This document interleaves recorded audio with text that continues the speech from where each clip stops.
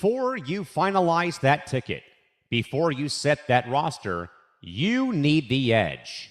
Welcome to the 1 hour window that separates the winners from the losers. We're diving deep into the spreads, the over-unders, the value plays, and the sleepers you must start. Stop guessing and start winning. This is the Gridiron Gurus, providing the ultimate NFL advantage exclusively on the Empty the Bench Network.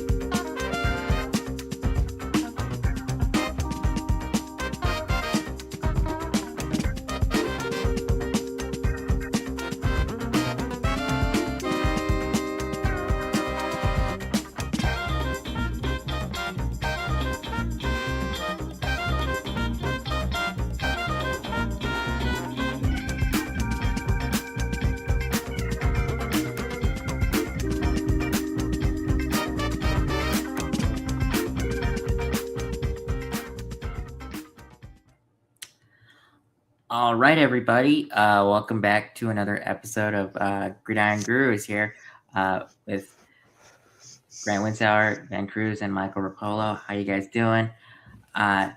There's a lot to talk about today, but first I want to say remember to follow us on YouTube at youtube.com/ETB Network. And then why don't we get into this? So.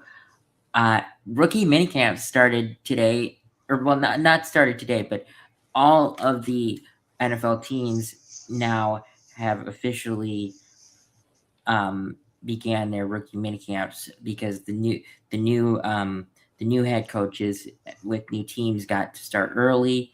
Guys like the Giants, the Raiders, the Browns. The Ravens. Thank you, Michael. Who else? I'm blanking on who else. Did you say Titans? No, I did not say the Titans yet. The Titans. Jets. The Jets. No, No, not the Jets. My bad. They not will. Yet. They might next year, but we'll see. But this it's not contact yet, and the whole team's the whole team isn't there. It's just rookies and tryout players that are there right now, basically. But there's no pads, there's no hitting and anything like that. It's just basically walkthroughs for them to get them acquainted to the NFL level. But honestly, some of the rookies, depending on where they went to college, they've already been at the NFL level. If you go to places like Ohio State, LSU, Clemson, and other prestigious universities. Any SEC or Big Ten, and SEC. Basically. Yeah, you're basically already at the NFL level, just another notch up, really. And you don't really see highlights from rookie minicamps because there's no pads, so you can't really see what hits or anything like that. But it's kind of too bad because I would love to see some a little bit of contact from rookie minicamps, but you don't want to risk your rookies getting hurt first day of practice. So I guess that's a reason why they don't do it. But what are your guys' thoughts? Are you excited, or what do you guys think about this? I just think it's for a lot of rookies, it's a good way to kind of get themselves at least getting their foot wet. Obviously, you're still kind of early on in the off season to really kind of get into bigger type of added stuff, but at least to kind of get your feet wet, get your agility going. For me, I remember playing high school football, and we obviously would have a conditioning like probably like 2-3 months away before the season starts. But it's kind of like that in a way in which like you're not going crazy, heavy lifting per se, but you're doing a lot of agility stuff. You're probably the specialist, the receivers get, with their quarterbacks, do a lot of 7-on-7 work. Linemen obviously get with their own groups, and obviously the coaching staff. So I just think for a lot of guys, it's kind of like back to school type of moment in which like, they like kind of get themselves kind of going early on. And then from there, sooner or later, you'll be having OTAs and other stuff. Yeah, it's funny you mentioned that, Ben. You said rookie minicamp is kind of like back to school moment. Me and Michael, Michael was the one that actually participated in the contact parts of it, but we were both on the football team, in high school, and we had summer camp, which is basically just exactly what you were saying, 7-on-7 work, getting to know your teammates, getting to know everyone on the team, and then in 3 months, that's when the football actually starts. So yeah, that was me and Michael enjoyed that a lot. But what are your thoughts, Michael? I mean, this just gets me excited for football season because it's coming. It is coming. It's still coming. far. It's coming. And I mean, for a while, and I hate that I always bring this up, but with the Bears, we for the longest time we always had a coach that sucked. So the off season would go by super slow because there was nothing exciting happening. Now we have Ben Johnson, probably one of the best offensive minds in the league. Probably only behind guys like Sean McVay, Kyle Shanahan, but I'd put him at 3 or 4. But now the off season's going by fast. Felt like a while ago when we were at the free agency part of it. It felt like the season had just ended when free agency started. But no, I can't wait to see what Ben Johnson has up his sleeve for the future, because I believe that we've only scratched the surface. But going into our next topic, I am upset about this. The Week 1 NFL game, kickoff game, is on Netflix, which is going to be the Rams and 49ers, if I remember correctly. Yep. Mm-hmm.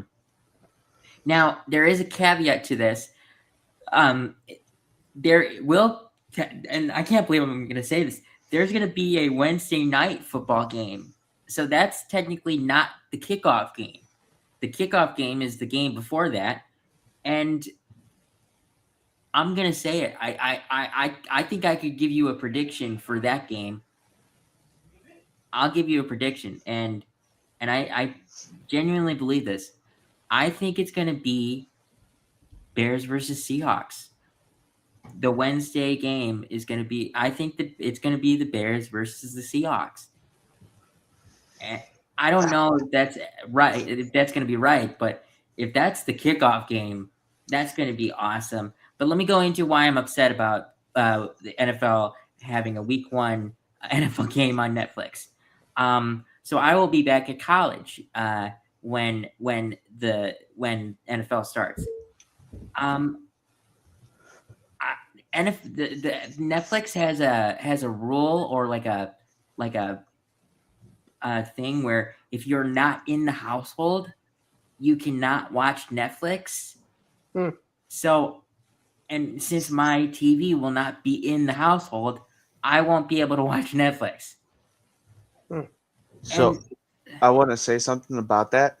You can press "I'm traveling," and then it'll take an email, or it'll send an email to whoever email that is, and then they can just but it's it. my mom or dad's email. It's not my email. Yeah, no, but like you could just tell them to confirm it, and it'll work. I had to do that for Netflix when I was at school. I'll figure out a way. But I mean, But that's a little loophole if you guys are gonna do that and you're not at your household. what are your guys' thoughts on this? I mean, I will say this. I like the matchup. It's a great matchup. It's just I also don't necessarily want this to be a Jake Paul, Mike Tyson situation where Netflix was crashing because of how many people were watching it. And with this being the NFL, I do believe that a lot of people will be watching. But at the same time, the Netflix game last year, we had the games on Netflix for Christmas. So, I mean, and they didn't crash at that time. So really, I don't think they crash now. But what are your guys' thoughts on this? I mean, for me, like I'm not surprised they're doing this because the last couple of years it's been the same with the Brazil games or any of the international games. Right. It's the NFL. It's all. I mean, as much as we love it, it's a money grab. It's entertainment money grab. It is a money grab. And so, like, people obviously are going to have their gripes regardless in terms of what they do. And I think the majority of the NFL community does not like the ownership. Roger Goodell, of course, it's been kind of at front force at the NFL draft, but like, I give them a little bit of credit in terms of like they're at least expanding to try to figure different things out for this overall league. And maybe it's a little too much, but like, I think this is a really cool idea. But I think for the first week, I think it's a massive mistake. Because I think there's a lot of people, the older type of generation of people, like, football is back, right? And you're getting yourself ready to go watching on TV, and you have only like a couple games, and you have, people up in like this high 50s, low 60s being like, whoa, where are we going to watch the game tonight? On Netflix. Wait, Netflix? Like, yeah, of course, like they obviously would know Netflix, but like, people are probably just not understanding like why is it not on the regular TV? Yeah, like usually even if you're at that age where you're in your mid 50s to low 60s, for the first NFL game, you're calling your buddies, you're like, hey, let's go to a bar and go make a night out of the first kickoff game. But now they're gonna say it's on Netflix, man. No bar is gonna have Netflix. So well, that's it. Like the bars are really like they're really skyrocketing in terms of viewership recently because when it gets not only for the NFL season, like I feel like I've said this in the past too, is like the bars obviously are going to be getting the overall people that want to go for drinks. During the NFL season, it's like football and drinks and wings. Like that's kind of their sales skyrocket because of the fact that everyone needs a beer while they're watching football. But now it's like, well, I'm just going because I need to watch the game. I'm back at my house now. It's like, there's people that either don't have it or they just don't feel like they want to, subscribe for it, because it's a money type of thing where I can go to a bar and watch it for free. Mm-hmm. Right. So it has its P's and Q's. I do think that I like this idea. I just don't like how it's early on in the season. Like when obviously for people that are, of course, trying to watch it, I understand what they're doing, but I don't think the timing of it is great. I would be okay with it if it was like week like 3 through 5 or something like that, but like kickoff, really? What is why? But Michael, what are your thoughts? Yeah, that's all I was gonna say. It's like, why is it week 1? Like, why is it? It's the Thursday night game, right? Yes. Why is it the Thursday night game? And then you got to think of like, because it's Rams versus Niners, right? Yeah. Like it's a hell of a kickoff game. That's a hell of a game. That's a great game. You know how much? That's probably why they were like, okay, let's take a very good game, put it on Netflix. We're gonna make so much money. And I have a feeling they're losing money doing that. Like Netflix is probably gonna lose money doing that. in my opinion. I mean, there's still going to be people watching it. Like, obviously, I'm probably going to watch it just because I'll be at home. Yeah, yeah, me too. I'll figure it out. I'll figure it out. Yeah, I'll be at home. I'll be probably very tired at that time, about to go to bed, waking up at 4 a.m. for the next day for work. But It's football. You got to watch football. yeah, it's football. I'll probably have Puka or McCaffrey in fantasy, so I want to watch it. So I mean, it's just something like that. It's like, and then what you guys brought up, like you can't go out to the bar and unless the only place I know that will probably have it is B-Dubs. Because they always have everything. They have everything. That's a good point. That's like the only place that probably will have it. But like if you have like your normal spot, like normal dive bar, any type of bar that you go watch football at with all your buddies, you can't go do that for this Thursday night game. They don't got Netflix. Yeah, but that's my only con. Yeah, it's not really. I wouldn't make week 1 the game on Netflix. As long as it's not a Sunday night game, I could care less. Like it's a Thursday night game. Don't get me wrong. Like and it starts off the week. But as long as it's not Sunday or Monday night game, I think that was it. I think they kind of saw it as a way of like, well, like we probably from a lot of people don't like how it's going to be the first week, but at least since it's not going to be on a Sunday, people will probably kind of understand in a little bit of a way. Yeah. It's almost like CBS usually doesn't have that first Thursday night game, or NBC usually kind of carries it. Well, we'll just put on a streaming service because people still try to find to it, apply for it. And maybe, down the road too, people obviously will want to keep it. So I don't know. Right, exactly. Mm-hmm. Exactly. All right. So next, the refs and the league have agreed to a deal to keep the current refs in, doing the officiating. And I haven't read much into this, but I have the I'm going to pull up the story right now so we can kind of give you a rundown on that. So is this about robo-umps, basically? Is that what this is? It's, I mean, they were gonna do replacement refs. So what it says is negotiations between the NFL and the NFL Referees Association on a new collective bargaining agreement have progressed far enough that the union has scheduled a vote, a ratification vote for Thursday night. Last night, sources told ESPN on Tuesday. When formally approved by both sides, the agreement would void the need for replacement officials this season.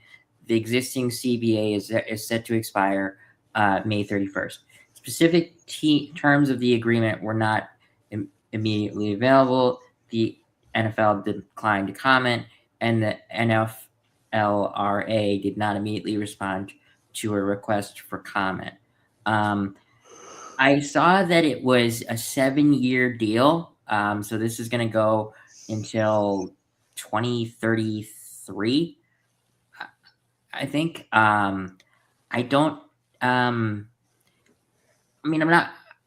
glad we don't have replacement refs, but I don't really know if I'm excited for the current refs that we have, because some of the officiating missed obvious play calls, but I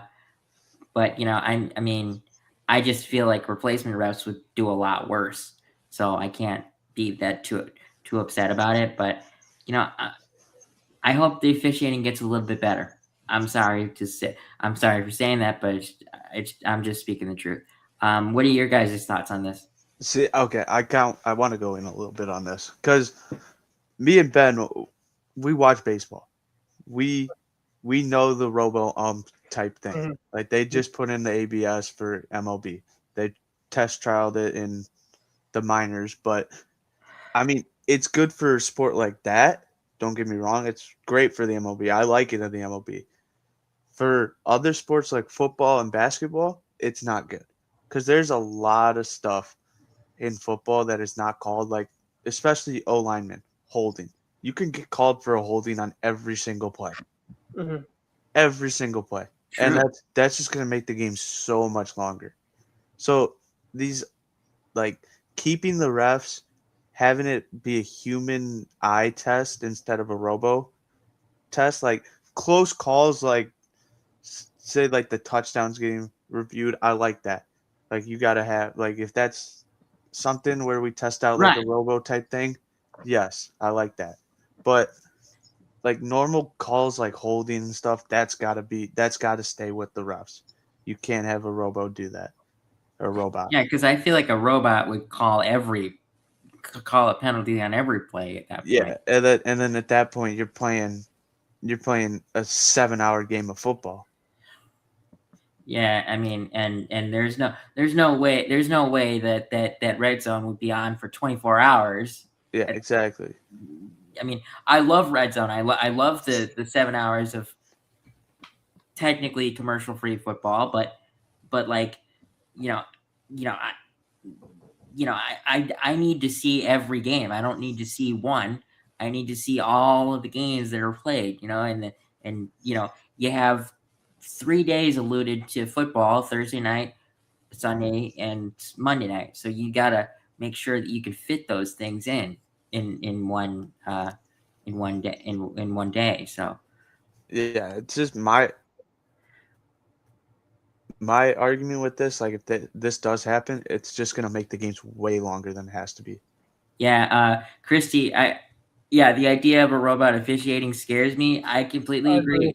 I completely agree. That's a Yeah, great no, it's great comment. Great comment. like baseball. It's fine. I like it in baseball. Mhm. It's Yeah, it fine. makes sense in baseball. Because you already have the pitch clock, Football, and that stay could away. be Yeah. All right. You guys, do you want to go into any more, Ben, or did Michael cover it, or do you have anything? no, like he pretty much said most of it. Like there's so much more like in detailed stuff when it comes to football and basketball. Like it's just gonna prolong the games, and you don't need that. Yeah, agreed. I am. Two of us in here are not very excited about this, but at the same time, it's okay. So Aaron Rodgers is going to return to football, probably play one more year with the Steelers. And I say that two of us in here are upset about this because me and Michael are Bears fans, and we had to deal with Aaron Rodgers tormenting us for 20 years. Now, I say My whole life. that we're okay. We're okay with it for one reason and one reason only. On our schedule, we do not play the Steelers, so that means that we do not, during the regular season, have to play Aaron Rodgers. And I mean, the last time that we did have to play the Steelers, we technically did beat him, even though he was injured. So, that kind of made it an easier win. But I mean, I don't imagine him playing any longer than next year, because I mean he's literally supposed to visit the Steelers this weekend, and no deal is imminent, but he did sign the franchise tender for them, which was $15 million. And I'm sorry, I don't think Aaron Rodgers is necessarily worth $15 million right now, but whatever, go ahead, play one more season. Good luck to you, I guess. But what are your thoughts, Michael? And then I'll go to Ben. Yeah, I mean, it's whatever, but I bet what the front office is thinking, oh, we got Aaron Rodgers, Hall of Fame quarterback, unfortunately, but he is. Hall of Fame quarterback, he'll sell tickets. That's all it is. I That's guarantee. probably, And you're then probably right. this is farewell tour. He'll probably play the whole year, but he'll probably get injured, so Yeah, I mean, I think there's a possibility that the Steelers might have a a high enough draft pick to get a quarterback next year, because their quarterback room after Rodgers is probably one of the worst. Yeah, I mean, what they got Drew Aller in the draft. I mean, They got Drew Aller, they got Mason Rudolph, and they got oh God, who was the quarterback? Who was the quarterback from Will Ohio Howard. State? Will Howard. Thank you, Michael. That's not a great quarterback room. Rodgers goes down. He's done. And if he's done for the season, the Steelers maybe win 2 more games than in their remaining schedule, depending on when or if Rodgers gets injured. But Ben, what are your thoughts on this? Yeah, so you're telling me that the Steelers are going to probably be going from 9-8 to 9-8. That's basically what it is. It's a very Steelers-esque move at this point in time in their franchise. They settle for mediocrity like they always do. And they brought in Mike McCarthy, which is obviously a guy that just came off the streets being retired. And so you're basically going to just run it back with Rodgers, an older Rodgers guaranteed, but still an offensive line that's still very average at best. You lost Kenneth Gainwell, a very good specialized running back. Yeah, he had one of the best catches that I've ever seen a player make this past season. I saw like that like diving like falling to the ground catch from Aaron Rodgers. That was probably one of the best throws I've ever seen in football, and I can't believe I'm saying that that's from an Aaron Rodgers throw, but that throw was unbelievable. But go ahead, continue, Ben. Sorry. Yeah, no, I mean, like, you could be even if you don't like the guy, sometimes you got to give credit where credit's due. But yeah, I think it's just kind of whatever. I think he's just going to be kind of like doing this for like his next of his career. Like nobody's going to want to take a long-term thing with him. He's always not a great guy off the field too when it comes to negotiating. He's just very all about himself. So I think he's probably gonna win a couple of the division games at best, and then he'll run into a team like Houston or a really good defense at the end of the overall season and get absolutely embarrassed, like kind of what he's been doing for a lot of his career, is he gets embarrassed when it matters most. Yeah, that's exactly right. That's exactly. I mean, he's got one Super Bowl to his name, which congratulations. To be honest, that Super Bowl that he had, I mean, yeah, he's obviously had some really good seasons. Don't get me wrong, but like that was just arguably one of his best rosters that he had around him as well. Yeah, they beat a Bears team without Jay Cutler, third string quarterback, by the way. But it's okay. Wow. I won't get into it. Whatever. We're getting we've got Aaron Rodgers' number now, pretty much. So going into the next topic, Stephon Diggs was found not guilty of assault. I again did not read much into this. I can pull up the article right now. My boy. Yeah, let me pull it up to get a little bit of info on this. Is he still on the Pats, or did he? No, he's gone. Yeah, he's still in free agency, right? We cut him. I think partly because of the amount of like depth on our receiving core at that point in time. Mm-hmm. But I think like he posted on Instagram, of course, talk about this, of course, but he basically said when he was found out guilty, like I was a 1,000+ yard receiver and played almost about 50% of the snaps this year. Like, who want to take me now? And so Chris Gonzalez and a lot of the Pats teammates put on Instagram the comments, bro, you're more than welcome to come back. And I guess Diggs had the eyeball emoji when he asked in terms of where am I going, then Gonzo said back to the Pats. And then Diggs had like a response to that, but he had a couple of responses after some other teams too. So it's kind of maybe just a troll fun and game type of thing. But like, I don't know. Like I thought, and then we can kind of go back to the overall story itself, but I thought for the most part last year he was a really good overall target for Drake. I know, of Oh course. yeah, I agree with you. Go ahead. Sorry. Yeah, sorry. Of course, the biggest gripe about Stephon is his production in the playoffs, which I guess in a way it wasn't the best. I mean, he had, of course, the touchdown against the Texans, but Super Bowl he really didn't do a lot. But granted, a lot of receivers didn't do a whole lot because the Seattle's secondary is absolutely elite. They're very, very good. So it's really hard to get separation in general.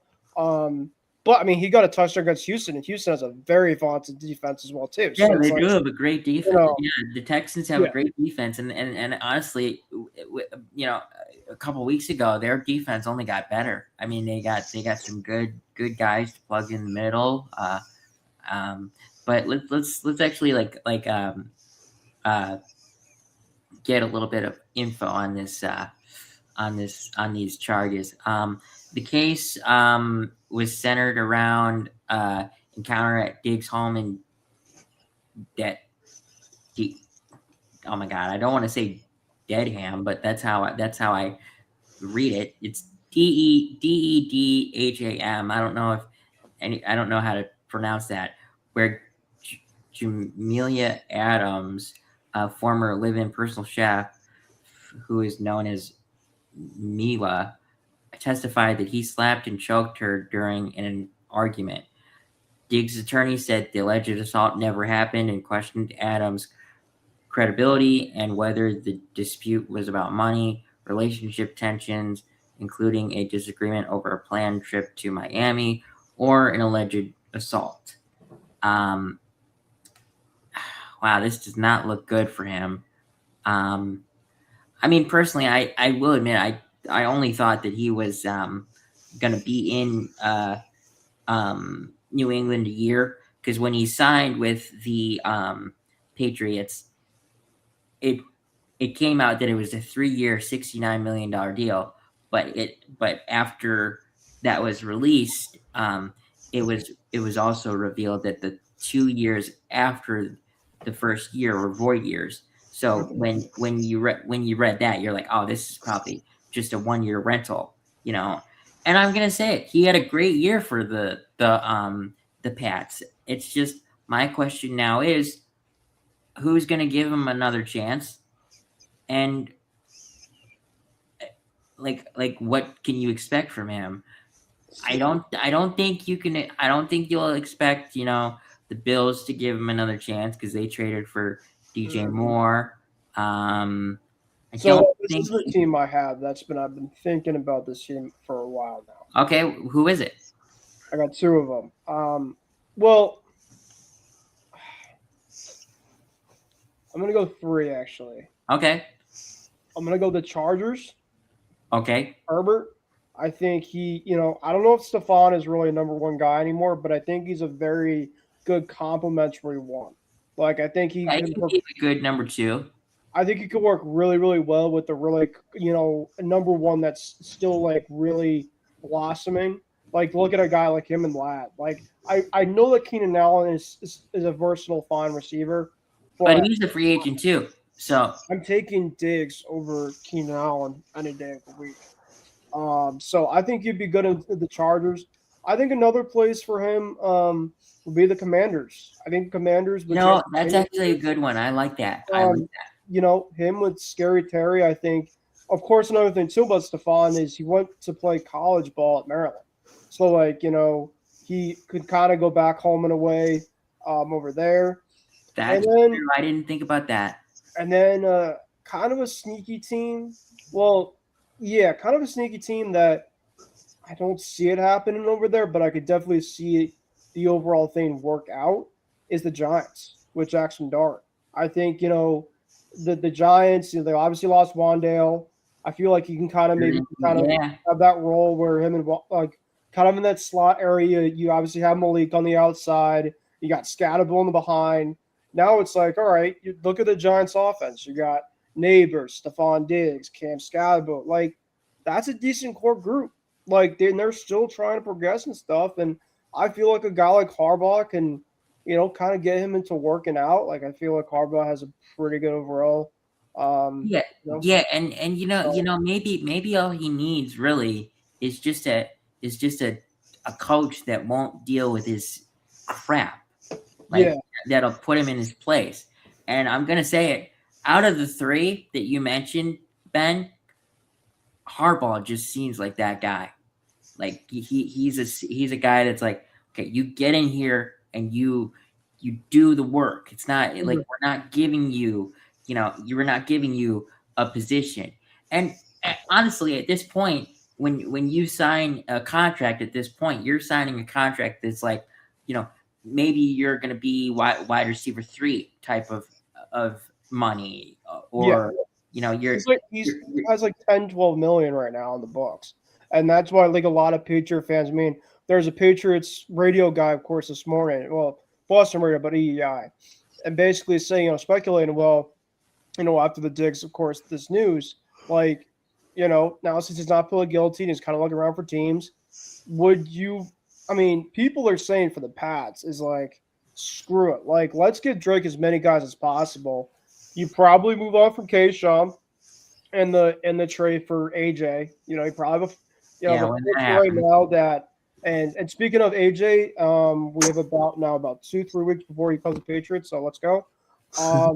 But anyway, I'm sure during that stream when that happens, you'll be a very happy camper. In fact, I will make sure that that's a banner for that Friday show. Just so. I don't know if it happens to be on the day of a show we have. I'm gonna try to do something for that. It'd be a lot of fun. But even if it's not, I'll make sure it's a banner in here so we can. Okay. So you can have your giddy excitement rant about AJ Brown being back with Mike Vrabel. It's 4 days before. Damn. All right. Well, still. But like, you would have like would have AJ, you would have Stephon, and you have Kyle Williams. Kyle Williams, yep. I was thinking also Romeo Dobbs. Romeo Dobbs. You would have Stephon as your number 3 receiver in the offense. And it's like, you pay him like 5-10 mil to have a chance to try to win another championship, like with this overall, like I could see it happening. Do I think it happens? No. But if there's a lot of teams that kind of like passing, I don't know, the kind of, and Mike Vrabel's like, hey, Stephon, what if I like just give you a little vet mint? You can come back. You don't even have to be the number 1 guy anymore. We got AJ in here. We have Romeo in here. You honestly could still get a fair share of targets. You could still play in the slot. Get about 4 catches a game, and make your bank for about 10, 12 mil. Sure, go for it. Like, I have one problem. With Romeo Dobbs being a Patriot. No. That's not even it. That's not even it. I don't care about that. You chose the wrong jersey number. 47 will forever be known as Gronk's number. Yeah, that's a no. No. If Romeo Dobbs shits the bed as a Patriot, oh my God, people are gonna be calling for his head because he's wearing Gronk's number. And I'm sorry, I'm not necessarily a Patriots fan, but I am a Gronk fan. Like, so I'm glad you are. I feel like that should be like illegal. Like he shouldn't be allowed to do that. Well, Gronk is also, speaking of Gronk, he just got elected to be in the Patriots Hall of Fame coming up. So his jersey should basically be retired. Like no one should be able. It's like Tom Brady. Yeah, like Tom. I think, Grant, you're 100% right. And I'm not the biggest gripe of people that take certain numbers. Like, whatever, it's a number's a number. But there's a couple numbers that you look at for the Pats in terms of that you just don't touch. Number 12, number 24, Ty Law, number 75, Vince Wilfork, and number 87. 11. Sorry, Julian Edelman. And then you have Ty Law, 80, Troy Brown, I mean, I'm obviously just going by dynasty guys. 87. You don't touch 87. 87. Yeah. Yeah, you Romeo Dobbs could have had 88. There's like literally nobody that's at 88 that's well. I mean, Martellus Bennett. I like shout out to Martellus, but like, yeah, but like Gronk, like just he revolutionized tight ends. Like, oh yeah, but It's like if someone on the Bears wore 34. You can't do that. Mhm. you can't do that. You can't do that. I'm sorry. Like, you know, I still have a Walter Payton jersey, and I am so glad that that number is retired. 54. Teddy Bruschi, another one. Yeah. That one can't be replaced. And then 32, Devin McCourty. And also, there's one more that people might give me a little hate for this for what's going on with him, but I don't think anyone should ever wear 50 again to pay tribute. Urlacher? No. No. To pay tribute to Mike Vrabel. I don't think anyone should be allowed to wear 50.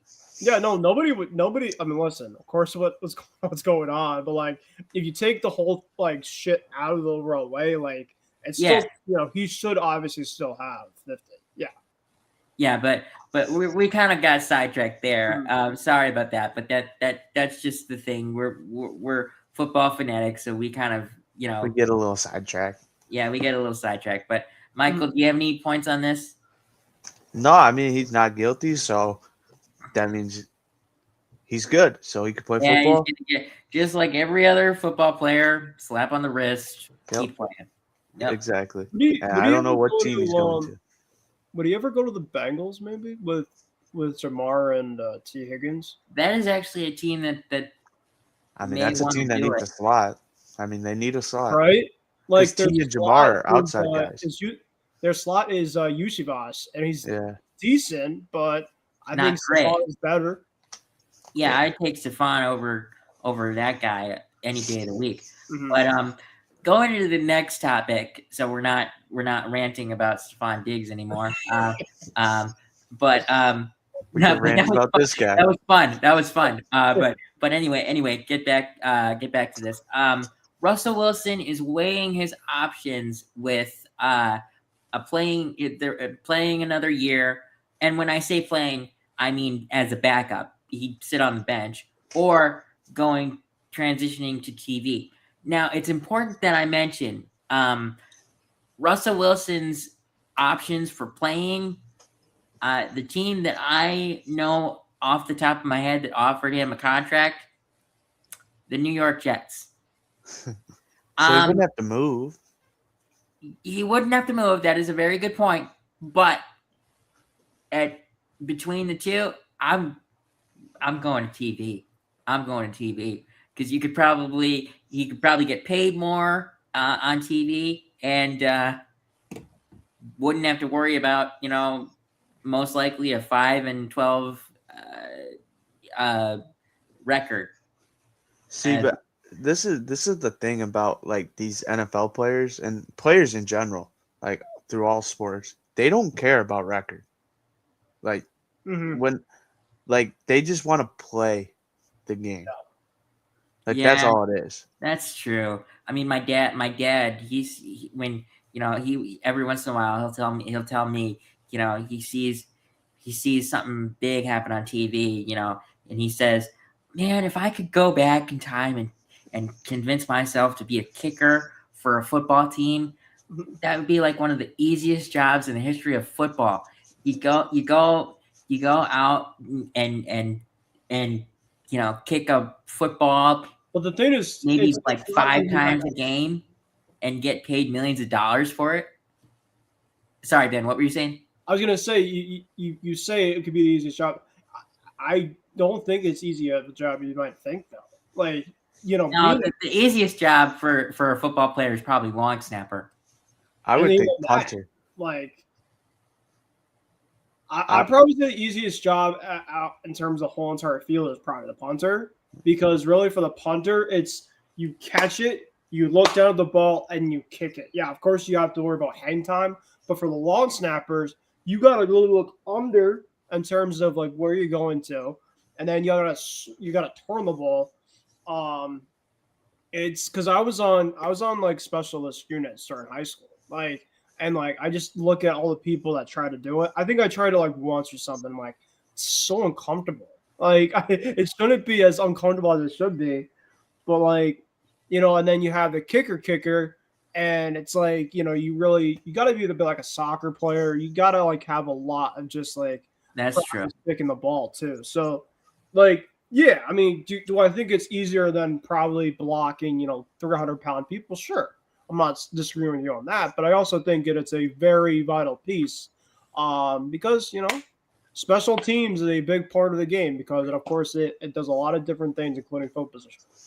Yeah, but I mean, regardless of what Russell Wilson chooses to do, he's gonna get paid. I mean, it's just, I agree with you on that. Would you rather talk about football or be sitting on the bench for, But if I'm gonna be honest here, if he does take the Jets contract, there is a possibility that he could be playing a couple games because I mean, the Jets offense did get much better, or well, not I don't know about much better, but they did get pieces throughout the draft that got them to a better offense. The question is Geno Smith good enough to play, 18 games? I'm not sure, and every once in a while, maybe Geno Smith has a terrible game, and Aaron Glenn is like, all right, Russell, you're going in. Let's try that. Let's try this. I mean, I don't know. I'm either way. Russell Wilson is going to have a great choice, and I don't know which is better for him. I'm going to say TV, but whatever he does, I mean, you're still going to get paid, probably around, $10 to $12 million for the beginning of the season, sit on the bench and maybe get, 1 or 2 games as a starter because of horrible quarterback play from the Jets, because that's one of the places quarterbacks go to die. But that's but what are your thoughts, Michael? What do you think about this? Yeah, I mean, might as well go play football for another year and then go to the TV side. Like, I personally love when quarterbacks go and do broadcasting for football. Like, if that's what he's doing, just because I love Brady on the broadcasting side. He does loves Caleb. He loves does showcase Caleb Williams a lot. Exactly. I love Brady on there. I love Tony Romo. Yeah, I love Romo too. I don't like the guy that hates on Caleb. Troy Aikman. Troy Aikman. I'm going to be honest. He's very good, except for that one game with the Commanders Bears. I just didn't like his comments towards Caleb, just because that's my quarterback. So I'm a little salty. We can't. But he is. I ain't gonna lie. He is a decent broadcaster, but I mean, go play another year. Why not? I mean, you get to play a kid's game for big time money. Yeah, exactly. I mean, anyone in the NFL gets to play a child's game for their job and get paid $60 million to do it. I mean, for example, okay, there's a player that was just drafted to the NFL, hasn't even played a snap yet, and already has $54 million. Jeremiah Love just got drafted to the Cardinals, and he gets paid $54 million, fully guaranteed on his rookie contract. Now, I don't think that's I don't know if it's a great place for him, because the Cardinals do not have an all-line for crap. They have a terrible offensive line. But Ashton Genty was drafted very high last year and still almost had 1,000 yards rushing. And I think Jeremiah Love is better than Ashton Genty because he went to Notre Dame compared to Boise State. Ben, did you comment on this at all, or do you have any? No, I'll be quick. I think I agree with Mike. Go in and see what you can do on the bench because unfortunately around the league we've seen a lot throughout the seasons. There's a lot of teams that just their main guys get hurt, and it happens to a lot of younger quarterbacks. Not sure in terms of why that's the overall case, but Russ is a perfect backup to have at this point in his career. Do I think he's a everyday starter anymore? No, but I think that if you need him to go for about 3 or 4 games and play decent ball, I think he can do that. I feel like he's a Joe Flacco 2.0-esque at this point in time of his career. I think he can still make a decent amount of money. If he's in New York, of course Sierra, of course, would love that. Like he was with the Giants. Well, he's already in New York because he was with the Giants this past year. Yeah. Or just I mean, he could find a spot, and then at worst comes to worst, he's half point of the season. Listen, people do it all the time. They say, well, I'm stopping. I'm not playing football anymore. I'm deciding to go a different point in my career and going with that. I don't think he would do that, but with Russ, I think Russ is a type of guy though that when he makes a decision, he will firmly make the decision and not switch out. That's just kind of the way I kind of feel with him. And then after whatever happens, I think he will get into TV though. I think he has a really good personality. I think he knows the game really, really well. I think he'll get into TV too. It's just a matter of when. Yeah, so I don't think he has many more years left, but I do think that he'll probably be playing for one more year, just kind of given a lot of uncertainty with some teams in terms of the way their quarterback situation is. Oh yeah, very true, very true. He could obviously come in and be a very vital piece to a certain team that might need some help. Yeah, he's like Jacoby Brissett. yeah, and Jacoby Brissett's going to be the starter for the Cardinals right now, and he wants to be paid as the starter, which I don't think he deserves starter money, but he wants it. We'll see how that goes. I wouldn't be surprised if we get if we see Carson Beck earlier than expected, even though I don't think he's gonna do that great.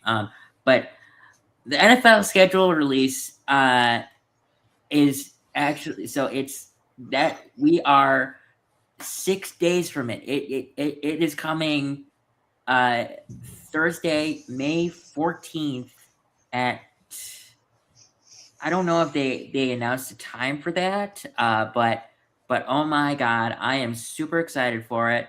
I'm really excited to see who the Bears are playing, throughout the whole season, and everyone's saying, within the NFL circle that they'll have a lot of primetime games, which is why I do think that that there is a possibility that the Wednesday night football game that we have week 1 will be the Bears and Seahawks. I think that's probably the only game that I could actually just tell you off the top of my head that I think could be the first NFL game. Because this year there is going to be one Wednesday night game in week 1. I don't know why that is. But I would be hyped if it was Bears versus Seahawks for a couple reasons. Because we lost to the Seahawks the last time we played them, right? Michael, is that right? Mm-hmm. And there's another storyline that I feel like the NFL might want to highlight. Super Bowl champion faces his former team at the beginning of the season. Kobe Bryant came from the Seahawks and signed with the Bears, and it would just be so cool to see the first game that Kobe Bryant has to play as a Bears against his old team. It's too bad it's not the the basketball legend, but R.I.P. to Kobe and Gigi and all the people that were lost in that helicopter crash. But what are you guys excited for with the schedule release? Ben, why don't you go first, and then we'll end with Michael.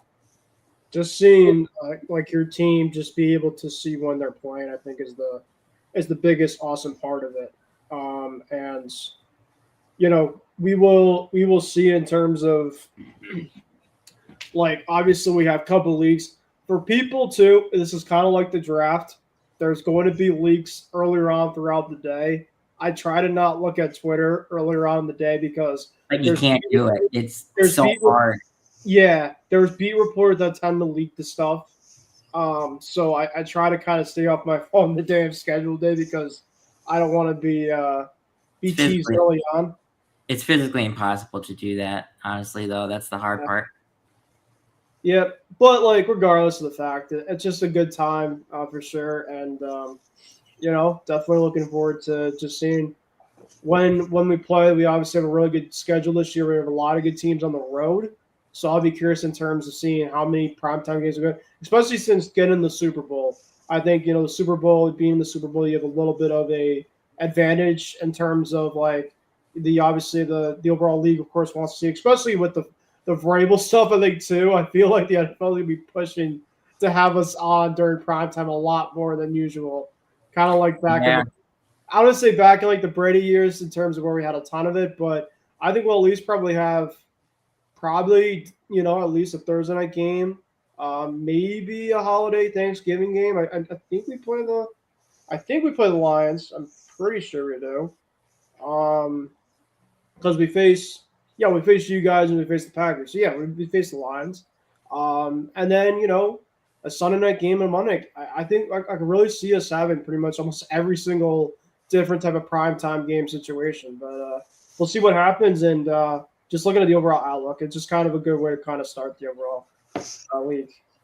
Yeah, no, I can't wait. I can't wait. I mean, it's gonna be awesome, and we're gonna have a show. During the NFL season leading up to Thursday night games from now on, and I can't wait to start that. But what about you, Michael? What are your thoughts on the NFL schedule release? Unfortunately, Ben, I think it's the year the Bears play the Lions for Thanksgiving. So that's okay. I've been playing last year. I will say that not being on Thanksgiving, I think, is a very underrated thing about being my fandomhood. It's so I don't have to have my Thanksgiving ruined if my team loses. Yeah. So I'd rather watch stress-free football, but enjoy the football, not have my team in it.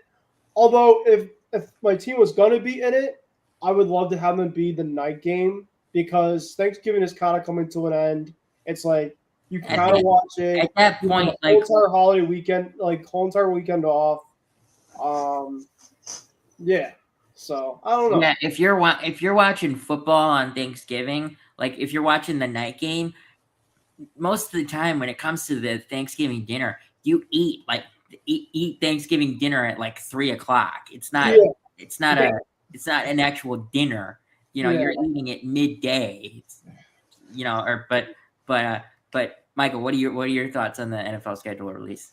Yeah, it's more like I'm excited just to see if the Bears get a couple of primetime games when we everyone has been saying that they will. So I have a feeling we're gonna probably get two I would assume, and I think we have Thanksgiving with the Lions this year.